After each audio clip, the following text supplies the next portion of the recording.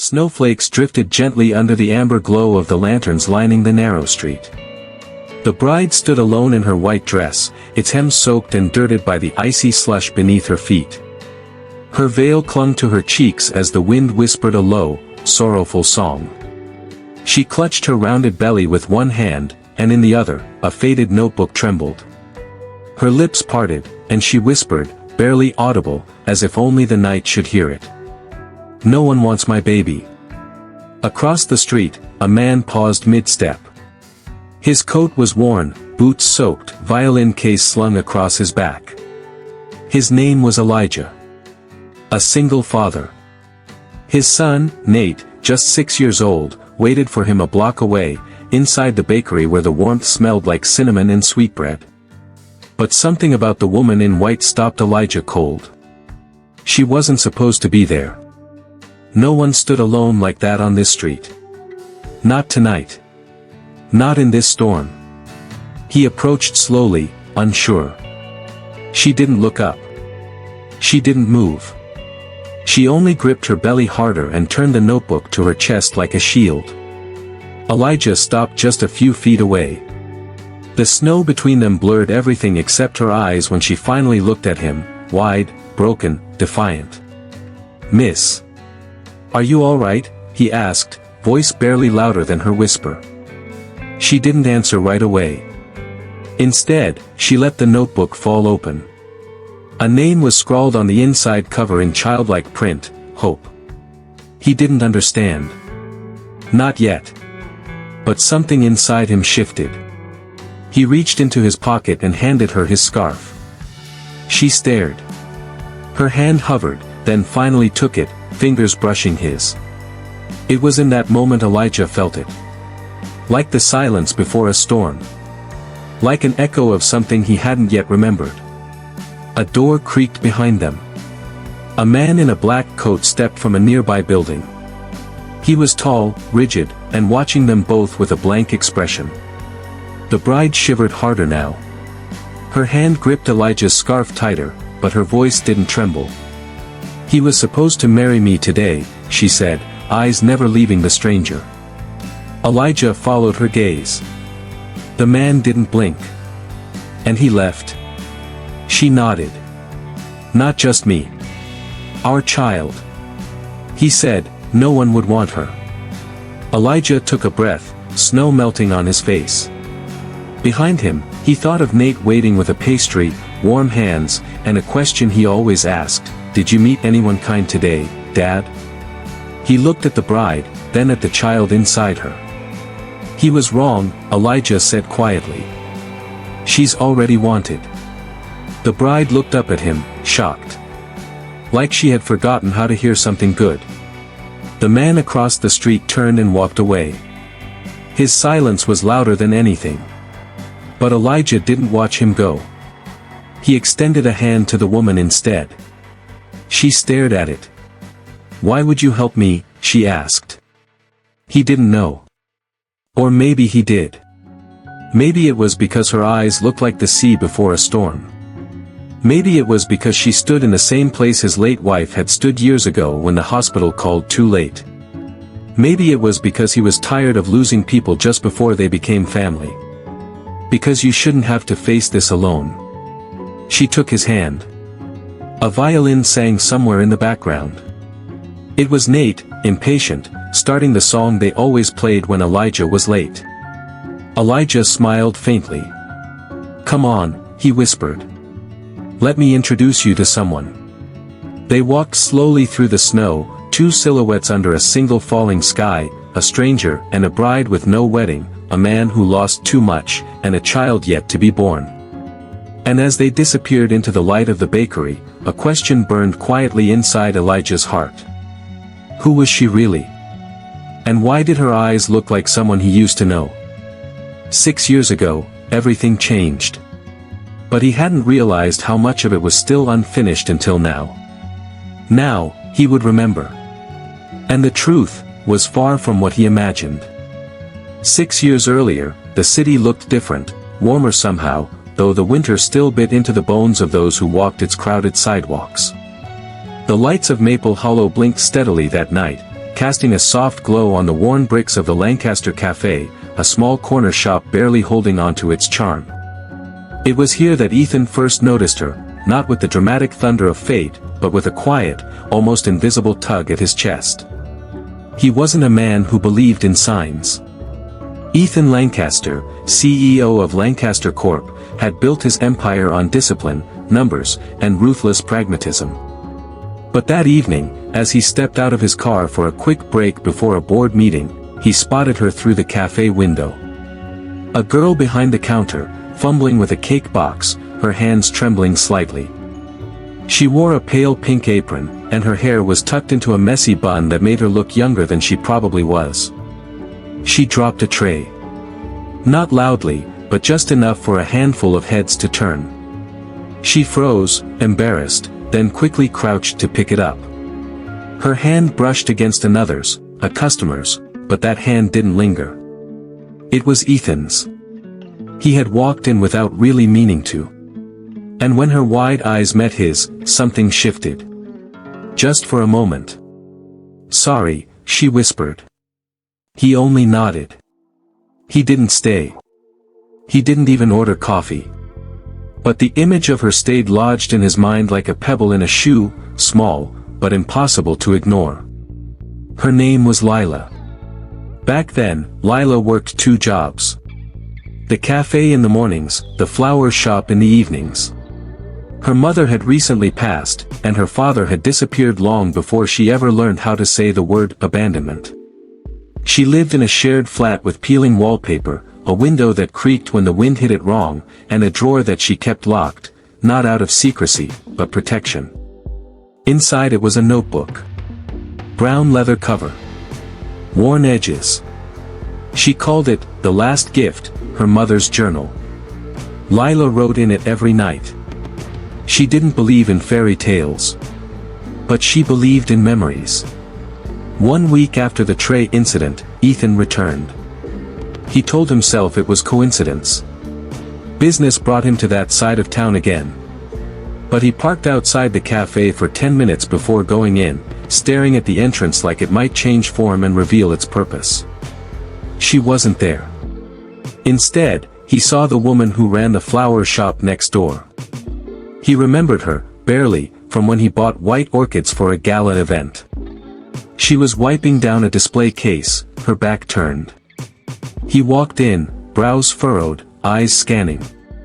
"Excuse me, I'm looking for," he paused. He didn't know her name. He didn't know why he came. The woman looked up. "You're looking for Lila, aren't you?" she asked, her voice sharp but knowing. He blinked. "I might be." She smirked, then softened. "She's got that effect on people. She's next door. Lunch break." He nodded, pretending that information didn't matter, and walked out. Lila sat at the edge of the alley between both shops, on a stack of crates. Her hands cradled a thermos. She looked up at the sound of approaching footsteps. Her eyes held a flicker of recognition, but no words. Just a nod. Like she'd expected him. "You all right?" he asked, without really meaning to. She nodded. Dropped a tray again. "Manager says I'm too nervous." He hesitated, then sat beside her. The crates groaned. She didn't move away. "I don't usually do this," he said. She smiled without turning. "Sit with strangers. Notice them." Silence followed, but it wasn't awkward. It felt suspended, like the space between snowflakes before they land. He stood to leave after a few minutes. She didn't ask his name. He didn't offer it. But as he walked away, she called out, "I don't usually talk to strangers either." He looked over his shoulder. "Then we're even." That night, Lila opened her journal and wrote, "A man with storm-colored eyes sat next to me today." He didn't smile much, but his silence felt warm.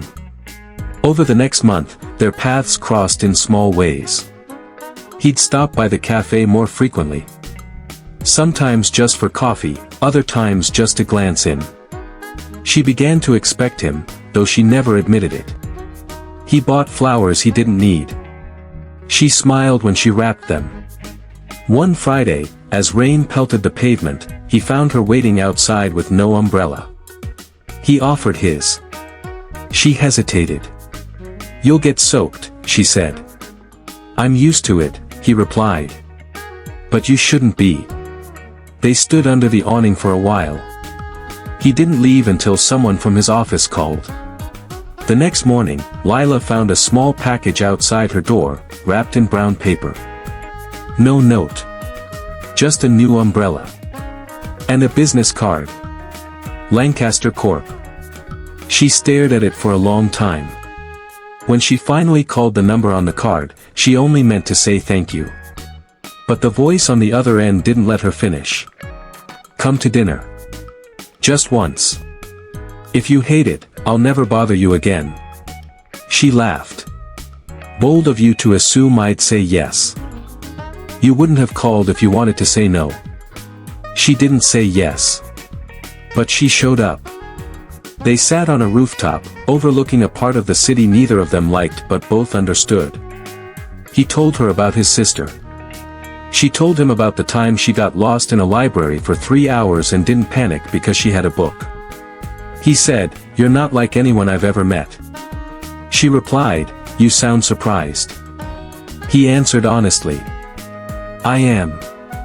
That night, they didn't kiss. But when he walked her home, he reached out, not to hold her hand, but to touch the edge of her sleeve. "I'll call," he said.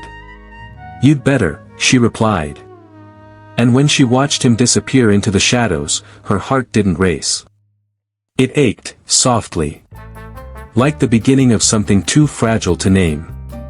She opened her journal and wrote just one word, hope. The morning light barely filtered through the frayed curtains of the tiny apartment, casting long shadows across the floor where tiny shoes sat lined up beside a worn-out backpack. The room was silent, save for the soft hum of a kettle on the stove. Emma stood in the kitchenette, her fingers trembling slightly as she measured out powdered milk into a chipped baby bottle. Every motion was quiet, precise, like she was afraid to disturb the fragile calm that had finally settled after a long, sleepless night. Behind her, on the creaky fold-out couch, her son slept curled into a blanket that had long lost its original color. His face, soft and serene, was the only part of her world that gave her strength to keep breathing. She had sold her winter coat the previous week to afford antibiotics when the boy developed a fever that didn't go away for 3 days. The medicine worked, barely. The coat didn't come back. Winter didn't stop coming. Emma poured the warm milk into the bottle, screwed the lid on, and walked over to her son. She sat down beside him, brushing a lock of hair from his forehead. "Mommy's here," she whispered. "Always." He didn't wake, but his tiny hand found hers under the blanket, and she smiled through the tears that rose without warning. Her fingers tightened around his, holding on to the only thing in her world that hadn't betrayed her. Later that morning, she left the boy in the care of a kind but overworked woman who ran a daycare out of a basement 3 blocks away. She had to rush. Her shift at the bakery started at 7 a.m., and if she was late again, her hours would be cut. She couldn't afford that. Not again. The snow crunched under her second-hand boots as she walked, head down, clutching her scarf tighter around her neck. The bakery was warm, smelling of sugar, flour, and cinnamon. She was greeted not with smiles but with a curt nod from the owner, who barely looked up from the register. Emma didn't mind. Kindness, she had learned, was a luxury reserved for people who didn't need it. She tied her apron quickly and began kneading dough with practiced precision. Her hands moved automatically, her mind elsewhere, always elsewhere. There was a photo taped behind the cash register. Most people wouldn't notice. Emma noticed it every day. It was old, slightly curled at the edges, showing a younger version of the bakery owner with a tall, sharply dressed man standing beside him. The man wasn't smiling. But even through the grain of the photo, something about his eyes unsettled her. And yet, drawn. She was drawn to those eyes in ways she couldn't explain. She had seen those eyes before. 6 years ago, in a different life. Just once. Just one night. But that night had changed everything. She had told herself 1,000 times that she probably imagined it all. That people like him didn't remember women like her. That it didn't matter. That she had to move on, for the sake of the child who now clung to her fingers in his sleep. And yet, she remembered. Not just the violin music he had played, but the way he had looked at her like she wasn't invisible. Like she was made of something soft and worth protecting. That night had felt like a promise, even if he hadn't said a word about the future. Even if he left the next morning before the sun had fully risen. Emma carried that night in her chest like a hidden wound. She never told anyone. Not even her best friend. What was there to say? That she fell in love with a stranger who might not even remember her name. That she carried his child because she believed in something she couldn't prove. She never told Ethan who his father was. He never asked. Not yet. But she knew the question would come one day. Already, he had begun to notice things, how he didn't look like the other kids, how there was a picture he wasn't allowed to see in the bottom drawer of her dresser. There was a moment, just a few weeks ago, when he had drawn a picture in crayon. A man in a suit, standing beside a woman with long hair and a small boy holding both their hands. "It's us," he had said. "And Daddy too. But I don't know what Daddy looks like, so I just made him like someone from my dreams." Emma had smiled, her heart cracking silently as she folded the paper and placed it in a box with other things she couldn't bear to throw away. A hospital bracelet. A music ticket stub. A hotel key card she had never returned. And a folded napkin with handwriting she had memorized. "If you ever need anything, just find me." She had found him. By accident. Or fate. She didn't know what to call it. That day at the corporate event when she had delivered the cake, her hands shaking as she passed the box to the assistant who buzzed her into the lobby. And she had seen him. Michael. The man from that night. The man from her dreams and her nightmares. The man who didn't recognize her at all. It wasn't his fault, she told herself. Why would he? Her hair was different now. Her clothes cheap. Her eyes heavier. She had lost too much weight. Gained too much silence. She had become invisible again. And yet, she kept seeing him. In the newspaper. On TV. In her thoughts. She didn't try to see him. But the world didn't let her forget. Not when the bakery owner told her, casually, that Mr. Lancaster was returning for another event. That he wanted the same cake. That he had mentioned the girl with the red thread bracelet. Emma froze. That bracelet. She hadn't worn it in years. It had frayed, then snapped, and she had tucked it away. How could he remember that? How could he possibly say those words? That night, she lay awake, Ethan breathing softly beside her. She held the broken thread in her palm, wondering if memories could tie two people together, even when the string itself had long unraveled. The hallway outside the event hall echoed with the clatter of heels and the distant sound of chamber music drifting from inside. Emma stood near the corner, gripping the delivery receipt tighter than she needed to. Her eyes fixed on the double doors ahead, behind which Michael Lancaster would soon walk out. She had no intention of seeing him. Not really. But she had told the bakery owner she'd wait for the signed receipt herself. She told herself it was protocol. That she was just being professional. That it had nothing to do with the name printed in bold on the invoice, Michael Lancaster. The doors swung open. She didn't breathe. His assistant stepped out first, clipboard in hand, looking around. Then he came through the opening, tall, poised, almost exactly as she remembered, only now more hardened, colder somehow, like the years had carved into him with a chisel.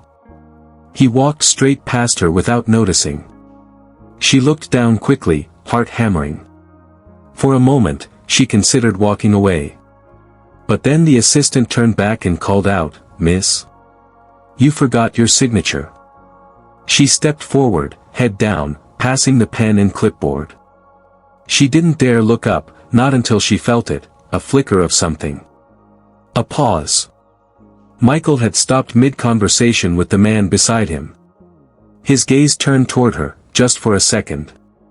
She felt the weight of it, the brief tension in the air. And then it passed. He turned away, continued walking. But the moment lingered in her like smoke from a fire already extinguished. Later that night, back in her apartment, she sat on the edge of the bed, the broken red bracelet lying in her palm. She remembered how he'd tied it on her wrist that night. They hadn't known each other. They hadn't needed names. It was a gesture. An offering. For luck, he had said. And to remember me. She'd remembered him every day since. But he hadn't. The next day, the bakery phone rang with another order. A second event. Same venue. Same client. Same request, red velvet, hand-decorated, no commercial packaging. And if possible, the assistant added, the same girl from last time. Mr. Lancaster mentioned she had steady hands. Emma nearly dropped the phone. The evening of the event, she didn't try to dress differently. Didn't wear makeup. She didn't want to give herself false hope. But she wore the bracelet. She had sewn the red thread back together, knotted it as best she could, and slipped it around her wrist before leaving. This time, when she entered the service hallway, he was already there. Alone. Talking on the phone in a low voice. She tried to turn around, but he spotted her. Ended the call. "You," he said simply, stepping forward. "The baker." She nodded, eyes on the cake box. He studied her, then gestured toward the table nearby. "Would you, wait a moment?" She didn't speak. Just stood there, heart racing, waiting for him to dismiss her again. But he didn't. Instead, he moved closer, slower, like approaching something familiar but distant. "You remind me of someone," he said finally. Emma blinked, forcing her voice to stay steady. "A lot of people say that."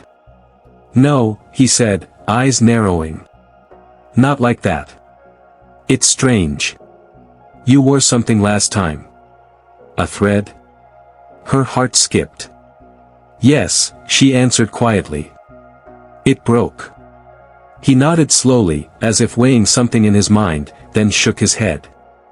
"Never mind. Sorry. I'm probably imagining it." She started to walk away, but then he said something that made her freeze. "Do you believe in memory without reason? Like, knowing someone before you ever really met them?" She turned around. He wasn't looking at her now.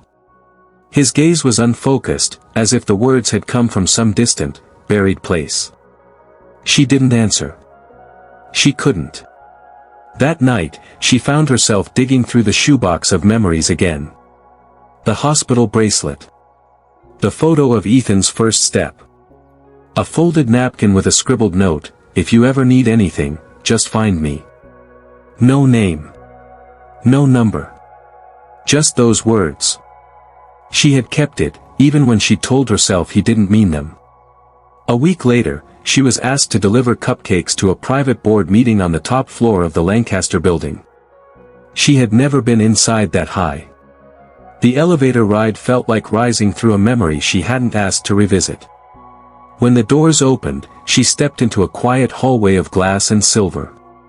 A secretary greeted her, asked her to wait, then disappeared inside. She waited by the window, overlooking the city. Her reflection in the glass looked tired, faded. Just then, a soft sound made her turn. A child's voice. "This one's my favorite." A little girl was pointing at the cupcakes. Emma smiled, kneeling down. "You like red velvet?" The girl nodded.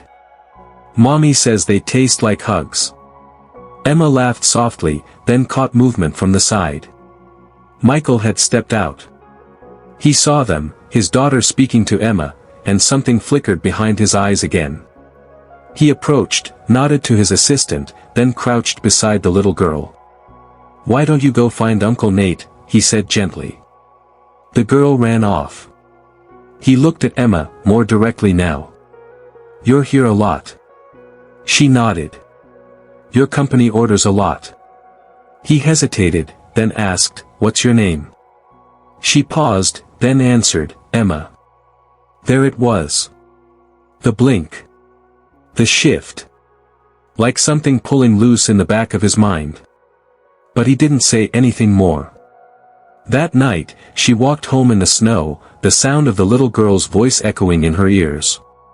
They taste like hugs. She thought of Ethan. Thought of how he had once asked if cupcakes could make people remember things. She hadn't known what to say then. But maybe they could. The air inside the conference room was too still, the kind of silence that made even the softest breath feel intrusive. Emma stood quietly in the corner, holding a tray of petit fours that no one seemed eager to touch. Her eyes kept drifting toward the long table where Michael sat, pen in hand, signing documents with a look of distant calculation. She tried not to linger too long. Tried not to wonder if he recognized her. But then, as if he felt her gaze, he looked up. Their eyes met, and for a moment, something cracked, not visibly, not loudly, but like a whisper inside the chest. He blinked. She dropped her gaze. The silence between them was louder than anything spoken. The assistant broke the moment. "Sir, the vendor's here to finalize the dessert menu for Saturday's gala." Michael gestured toward the smaller table near the window. "Bring her in." Emma stepped forward, uncertain, her footsteps muffled by the plush carpet. She placed the tray down and looked up. He motioned for her to sit. That surprised her. "Would you mind?" he asked. I want your opinion."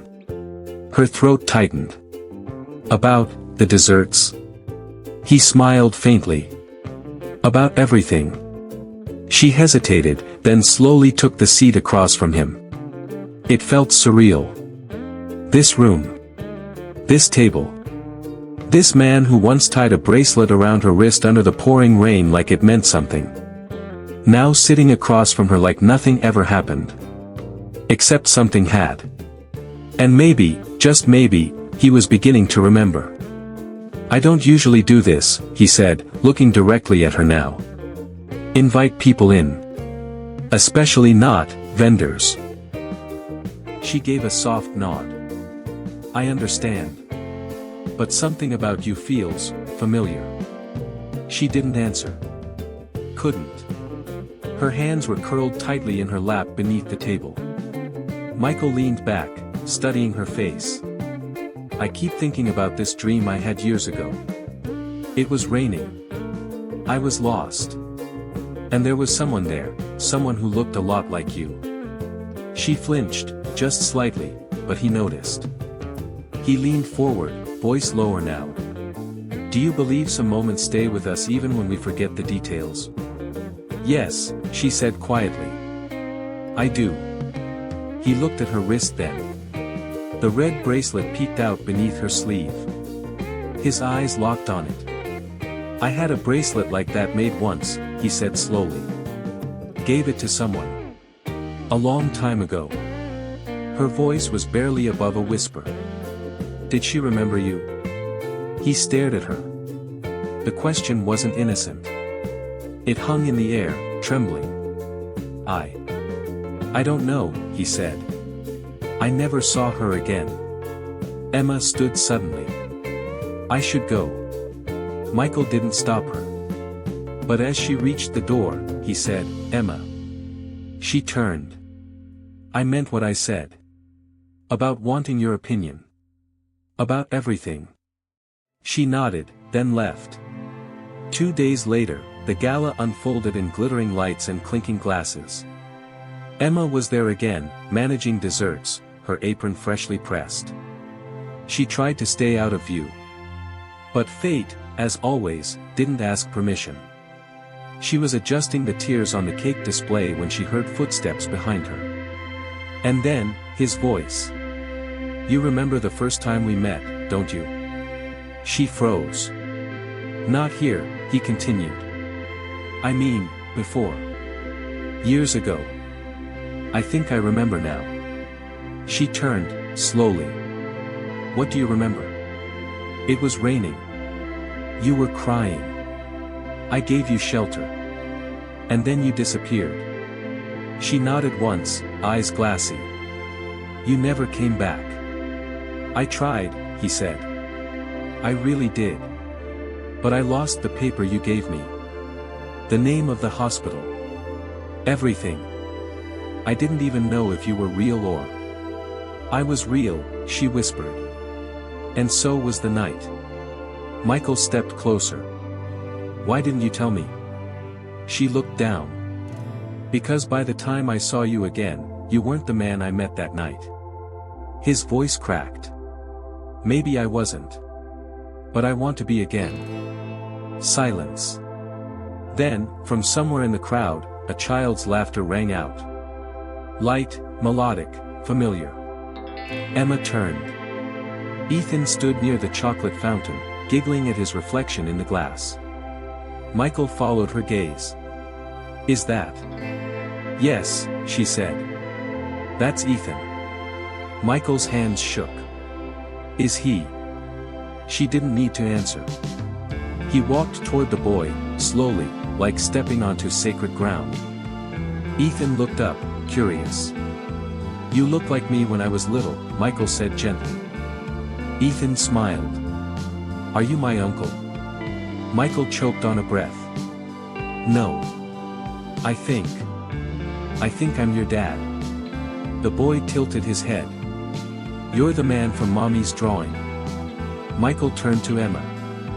Her eyes were wet now, but she didn't look away. "I didn't want to destroy your life," she said. "You were building something. I didn't want to be the reason it fell apart." He stepped back toward her. "You were the reason I ever wanted to build anything at all." The music inside faded. The light seemed dimmer. But inside that quiet space between them, everything came into focus. Michael reached for her hand. She let him. "I don't deserve forgiveness," he said. "No," she replied. "But you deserve a chance to find it." They stood like that for a long moment. Not speaking. Just holding the fragile, unspoken thing between them. Later that night, after the guests had gone, Emma returned to the ballroom to collect the empty trays. The chandelier overhead cast a warm glow over the polished floor. She didn't expect anyone else to be there. But Michael was. He stood near the window, staring out at the city lights. "I keep thinking," he said as she approached, "what would have happened if I had never let you go that night?" She didn't answer. Just stepped beside him. "Maybe," she said softly, "you needed to lose me to know what it meant to find me." He turned to her, and for the first time in years, there was no confusion in his gaze. No doubt. Only love. The office smelled faintly of citrus and old paper. Emma stood at the edge of the room, clipboard pressed against her chest, while Michael sat behind the massive oak desk that seemed to shrink everything else around it. Neither of them had spoken much since the gala. She hadn't expected to be called in this morning, especially not with a request as peculiar as his, "I need your help organizing the children's benefit." Emma wasn't part of the PR team, or even marketing. She baked, she managed the event logistics. But here she was, summoned to work side by side with the CEO himself. He looked up from the mock-up posters and met her gaze for a second too long. "I figured," he said, voice steady, "you'd understand what the kids need more than anyone else here." She nodded, choosing silence. Words always felt too fragile around him now, like one wrong syllable would break the illusion that they could still breathe in the same room. Michael stood, walked to the window. "You know, I used to think charity was about writing a check and disappearing behind a logo. But then I met a little boy with my eyes." Emma's breath caught. He didn't turn around.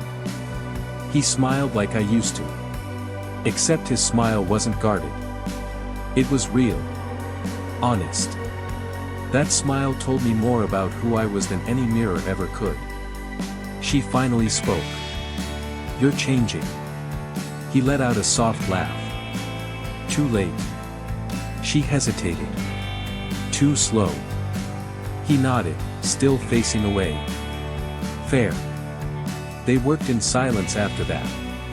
Arranging details. Reviewing invitations. Debating centerpieces. But beneath every word, every glance, something else hummed between them, a question neither had the courage to voice. By afternoon, she stood behind him, pointing out child-friendly desserts on the screen. He leaned closer to read the label she was indicating. Their shoulders brushed. The contact was brief. But it lingered. He turned slightly. His voice was softer now. "Why didn't you tell me back then?" Emma didn't answer immediately. She reached into her bag and pulled out a folded note. Carefully, she placed it on the table beside him. He opened it.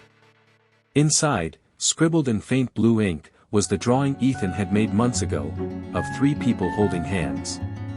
One tall man in a suit. One woman in a red dress. A boy in between, smiling. Above the trio, a crude heart with the word "us." Michael stared at the paper like it was a map to something he'd forgotten. Ethan drew that the week he started asking about his father, she said. "I didn't know how to answer. I didn't want to lie. But I didn't know how to tell him the truth either." Michael sank into his chair. "How could I not know?" Emma looked away. "Because you weren't supposed to." He frowned. "What does that mean?" She hesitated, then met his eyes. "That night, in the rain, you promised to find me. You asked for my number, my name, my story. I gave it to you. But you never came back. I tried." "I know," she interrupted. "But trying doesn't fix lost time." He stared at her for a long moment. Then reached into the drawer and pulled out something she hadn't seen in years, a torn piece of a napkin, yellowed with age. He held it out. "I carried this for 6 years. It had your name. But the rain smeared half the ink. All I had left was M and a smudge." She took the napkin, fingers trembling. "You kept it?" "I don't even know why," he admitted. "But every time I looked at it, something inside me said, don't throw it away. And now, I know why." Their eyes locked. The air thickened. Then, from the hallway, Ethan's voice echoed. "Mommy?"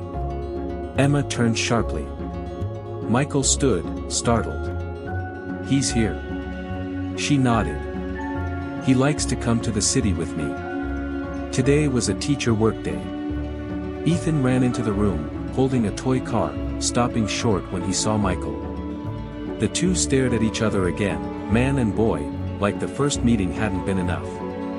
Like they were trying to memorize faces now, not just shapes. "Hi," Ethan said. Michael crouched. "Hey, buddy." Emma watched, arms folded tight across her chest. Ethan walked closer. "Are you the man from the picture?" Michael's throat tightened.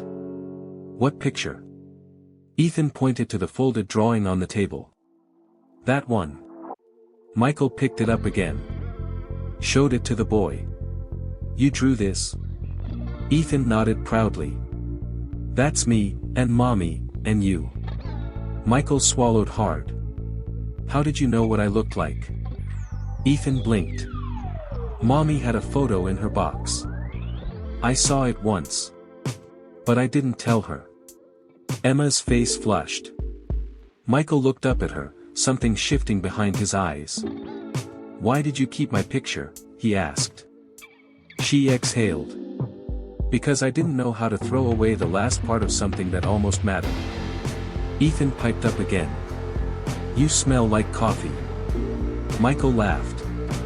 "Is that good or bad?" "Good," Ethan said. Like mornings. I like mornings. Emma looked down. She felt like her chest might cave in. Michael stood slowly and looked at her. Can we try? Try what? She whispered.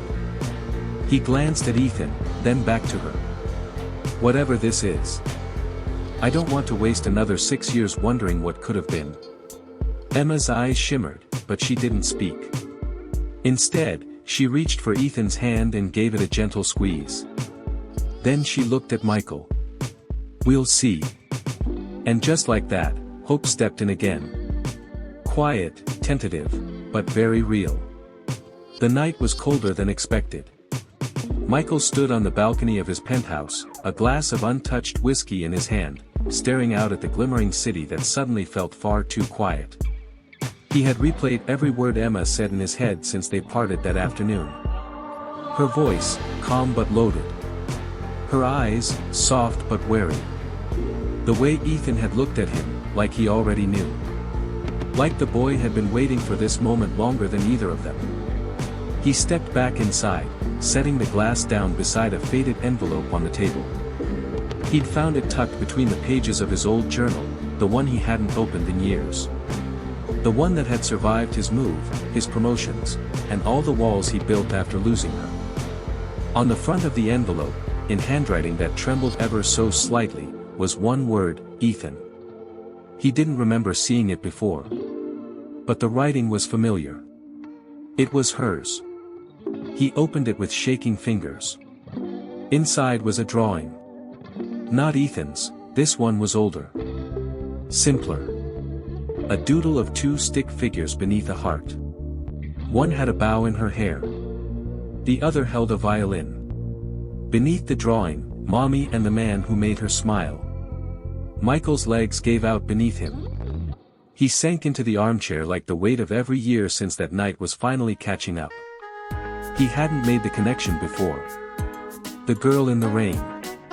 The one who brought him warmth he didn't deserve. The one he promised to call. To find. But life had pulled him away. No, he had pulled himself away.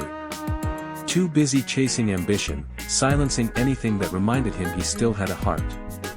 And now that heart sat on the 5th floor of a modest apartment building, sleeping soundly in a race car bed, completely unaware that the man who gave him his name had nearly missed him forever. The doorbell rang. He flinched. When he opened it, Clara, his longtime housekeeper, stood there, holding a small box. This came for you. A courier dropped it off. Said it was left at the main gate. Michael took it wordlessly, nodding. Back inside, he opened it. Inside the box was a single item, the red thread bracelet. The same one he had tied around a stranger's wrist 6 years ago, promising to return. She had kept it. She had carried it through heartbreak, through pregnancy, through motherhood, and now returned it. Not to punish him, but to tell him she remembered. Alongside it, a note. One line. I didn't keep it because I hated you. I kept it because I hoped. Michael closed his eyes, and for the first time in a long while, he prayed. Not to be forgiven, but to be worthy of forgiveness. The next morning, he called in sick for the first time in his career. Instead of driving to the office, he went to the address Emma had given in Ethan's school paperwork. Her old one. It was empty. The curtains were drawn. A neighbor, curious and kind, said she'd moved out a few weeks ago. No forwarding address. Only that she had seemed tired. Tired of waiting. Tired of being strong alone. He tried calling. Straight to voicemail. He tried texting. No reply. He tried everything short of begging at her old workplace. And then, out of desperation, he turned to the one person who always saw through him. His sister, Marissa. They met at a quiet coffee shop on the east side, one they used to visit as kids. She didn't tell you? Marissa asked, stirring her drink. Michael shook his head. I don't think she meant to hide. I think she thought I didn't care. Marissa leaned forward. Did you? He looked away. I don't know. I cared, but I was too afraid to feel anything real back then. It was easier to leave. To forget. But you didn't forget, she said. He smiled sadly. No. I remembered everything. Especially the rain. Marissa reached into her purse and pulled out an old photo. She dropped this off last week. I think she wanted someone to know. Just in case. Michael stared at the photo. It was a snapshot of Emma, 6 years ago, in that same alley where they first met. Her hair soaked, her lips curved into a tired but grateful smile. Behind her, barely visible, was him, holding the umbrella. Protecting her. The first and last time he ever did. He clutched the photo like a relic. She never stopped loving you, you know, Marissa said gently. But I think she stopped believing in the version of you she loved. He nodded slowly. Then maybe it's time I introduce her to the man I became. He stood to leave. Where are you going? She asked. To find them. But you don't know where they are. Michael's eyes glinted. I don't have to. I know who I'm looking for. That's a start. Marissa smiled faintly. Then go. And when you find her, don't bring flowers or promises. Bring your truth. That's all she ever needed. That night, he drove for hours, passing neighborhoods he'd never entered before, parking by schools, watching from a distance. He didn't know what he was hoping for. A sign. A memory. A miracle. At midnight, he parked outside a small chapel. The same one where they first crossed paths. He sat on the steps, arms resting on his knees, head bowed low. And as the wind swept around him, he whispered, Emma, if you can hear me, if you still believe in anything at all, I'm here. And I'm not leaving again. Somewhere across town, in a borrowed room, Emma stirred in her sleep. Her fingers brushed against the now bare skin of her wrist where the red bracelet used to be. Her breath hitched. As if she felt something. A shift. A stirring in the thread that still tied her heart to his. The next morning, Emma woke up before the sun. The world outside was still wrapped in soft mist, and the windowpane felt cold beneath her fingertips. She stood in silence, watching the quiet street beyond, the early buses, the lone jogger passing by, the silence of a city that never really slept but sometimes paused, just long enough to remember. Her hand reached for the drawer beside her bed. Inside, folded neatly next to Ethan's school drawings, was a manila envelope she'd never intended to open again. It contained the truth. The kind of truth that could heal or hurt, depending on when and how it arrived. But today, she needed to carry it with her. By the time the sun pushed through the fog, she was already outside, Ethan's hand in hers, walking him to his new school. He skipped alongside her, humming a song he'd made up. Halfway there, he looked up at her and asked, Mom, why don't I have a dad like the other kids? She froze. The sidewalk suddenly felt like quicksand. Her voice caught in her throat. You do have a dad, she finally whispered. He just doesn't know it yet. Ethan blinked. Will he know soon? I think, she said quietly, he already does. Back in his car, parked across the street, Michael saw them. Not clearly. Not up close. But enough. He watched the little boy in the green hoodie take his mother's hand, and in that moment, everything clicked. The way Ethan walked, the way his head tilted when he asked questions, the way he paused mid-step like Michael used to when he was thinking. There was no more doubt. This was his son. His blood. His second chance. He waited until they disappeared into the school building. Then, heart pounding, he stepped out of the car and crossed the street. At the front desk, the secretary looked at him with a mix of curiosity and caution. May I help you? I'm looking for someone, he said, unsure if his voice would hold. Her name is Emma. She just dropped off her son, Ethan. I need to talk to her. Please. The woman looked at him closely. Are you, family? Michael paused. Then nodded. Yes. I think I am. Emma was still near the entrance, speaking to one of the teachers. She turned at the sound of her name and froze when she saw him standing there. Her breath left her in a single, stunned exhale. They didn't speak at first. Just stood there, surrounded by a hallway filled with crayon drawings and paper butterflies. Children's laughter echoed in the background. But in their silence, everything was louder. I need to talk to you, he said finally. Somewhere private. She hesitated. I don't think that's a good idea. I know, he said, eyes begging. But I have to. Minutes later, they sat on a park bench near the school, the same one Ethan liked to climb during recess. Emma sat with her hands clenched in her lap, eyes focused on the playground across the street. Michael couldn't look anywhere but at her. I remember you, he said. That night in the rain. The bracelet. Your laugh. Your eyes. Emma nodded slowly, pain flickering across her face. It took you 6 years.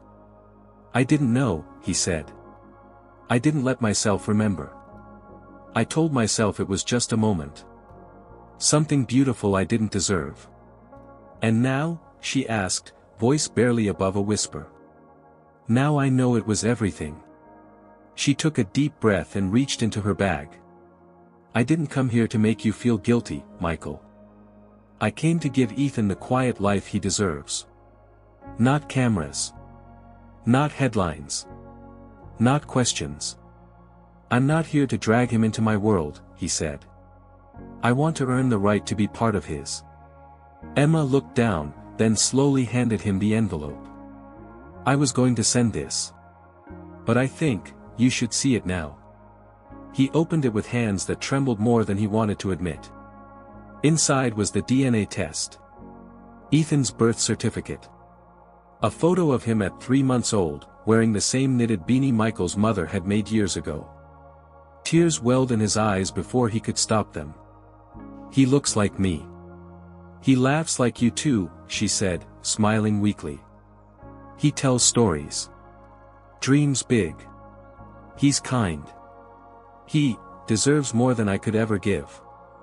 You gave him everything, Michael whispered. You gave him life. Love. Safety. I gave him absence. Emma didn't argue. I want to be there, he said, voice cracking. Not just for birthdays. For homework. For the hard days. The scraped knees. The nightmares. I want to show up. For once. She stared at him, unreadable. He doesn't know who you are. He doesn't know he's supposed to be angry. I don't care if he's angry, Michael said. I just want him to know that I'll never disappear again. Silence hung between them. Then Emma said, he asked me last night if he came from someone brave. Michael's jaw clenched. What did you tell him? I said yes, she said, eyes wet. And I meant it. Even if I didn't always believe it. He reached for her hand but didn't touch it. Emma, if I could turn back time. You can't, she said softly. But you can do something now. He waited. She looked at him, really looked at him. You can start by picking him up from school tomorrow. No fanfare. No driver. Just you. Michael smiled, eyes brimming. I will. I swear. As he stood to leave, she called out quietly, Michael. He turned. Don't let him down. I won't, he said. Not again. He walked away with the envelope pressed to his chest like it held the very pieces of his broken soul. And behind him, Emma sat on the bench a little longer, wind tugging gently at her coat, wondering if this was the beginning of something, or the beginning of the end of her fear. The sky outside his penthouse stretched in cold silence. Michael sat at the edge of the bed, unmoving, surrounded by glass walls and steel furniture that once meant success.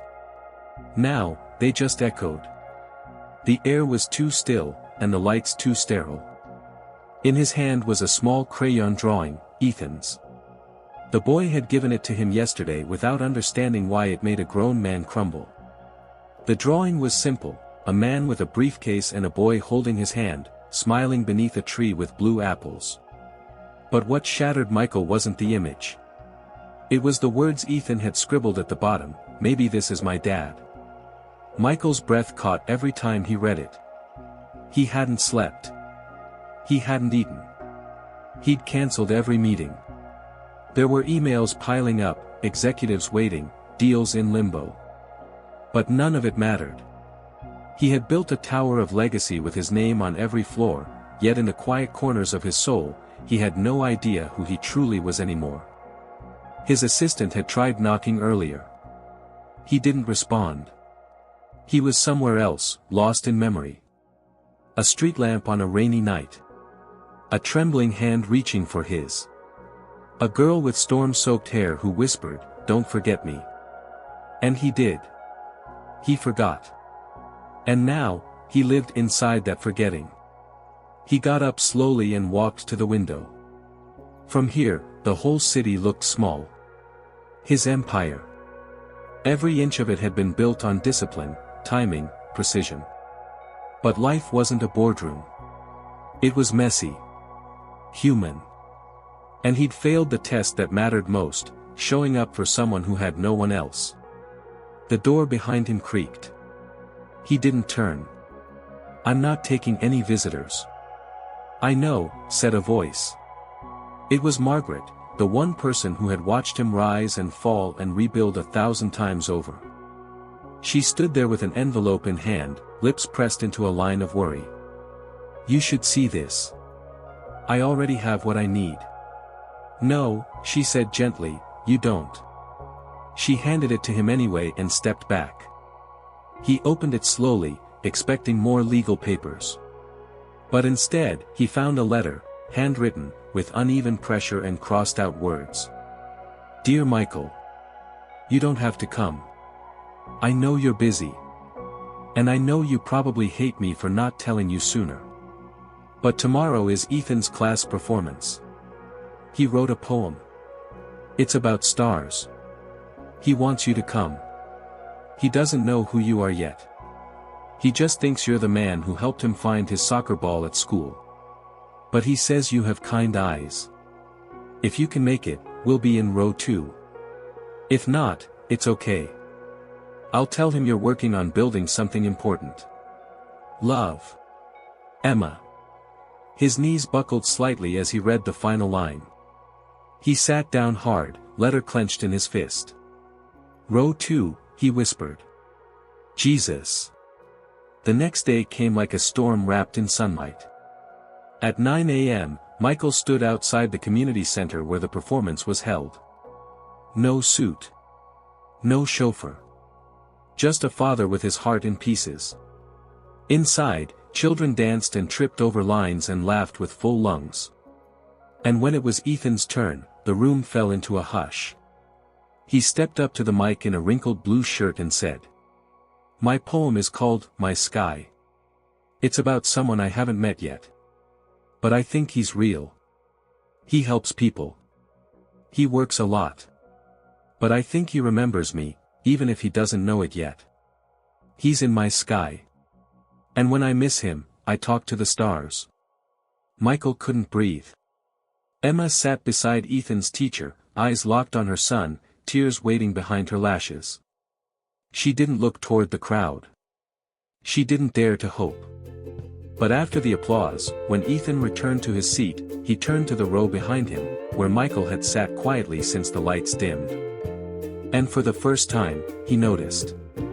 "Hey," Ethan said, squinting. "It's the soccer ball man." Michael smiled, eyes wet. "Hey, champ. You came," Ethan whispered. "I wouldn't miss it for the world," Michael said. Then, softly, That poem was perfect. Thanks, Ethan said, swinging his legs. It was about you. I think. Maybe. Michael reached out and fixed the boy's collar. You think right. Emma turned then, slowly, and saw him. They stared for a beat too long, surrounded by children in paper crowns and streamers made of foil. He mouthed, "Thank you." She didn't respond right away. But then she leaned closer and said quietly, "He's been waiting." "I know," Michael said. "So have I."